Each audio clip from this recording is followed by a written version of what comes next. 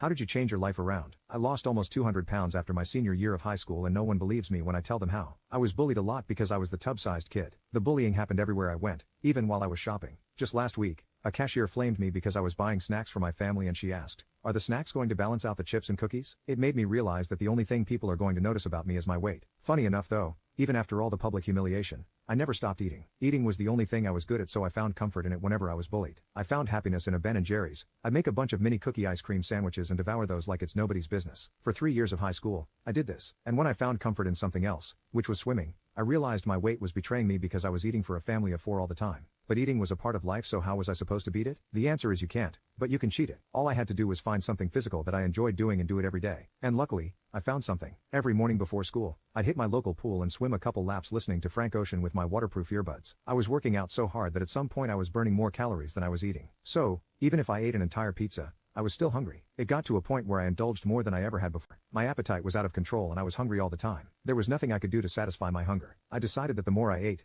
the more I had to swim. I was working so hard that during senior year I passed out at a relative's wedding. I wasn't waking up, so I was rushed to the hospital. At the hospital, I met the woman that saved my life. When I woke up, she asked me questions about my eating habits and she was surprised at how much of a feast I was eating every day. She said that while it was great that I was swimming every day, my eating habits were going to kill me eventually and that I needed to stop eating for a family of 8. She told me that almost every person she's met who was overweight all had the exact same problem. She said it's entirely possible for me to lose weight and I should consider trying some sort of appetite suppressant to kill my questionable hunger. She recommended black tea and water. She explained that they aren't necessarily the best, but they get the job done. She talked to me about how her daughter had the exact same appetite problem, and she always found her in the kitchen no matter the time of day. She showed me pictures of her before her weight loss. I nearly laughed in front of the doctor's face and I felt bad because she was massive. Then she showed me a picture of her after she started taking appetite suppressants, and that's what motivated me. That's when I realized how much of an impact my eating habits had on my health. The doctor told me to come to her clinic if I needed checkups. I thanked her and we made a bet that I'd lose pounds in 6 months. When I got back home from the hospital, instead of drinking nasty black coffee, I bought Purity Drops online from a story I read, since it seemed to be an appetite suppressant that didn't taste like crap. I kept swimming no matter what to make sure I was still active though. After a week of using the Purity Drops, I was only eating 1 meal a day and some snacks. I did notice though, if I wasn't consistent using the drops every day, then they wouldn't work. After 6 months of working out and using the Purity Drops, I no longer needed the drops as the habit of eating a buffet every day had gone away. Not only did they curb my appetite, but they boosted my metabolism, which helped me burn fat. And I found something more useful to do with my time by reading and playing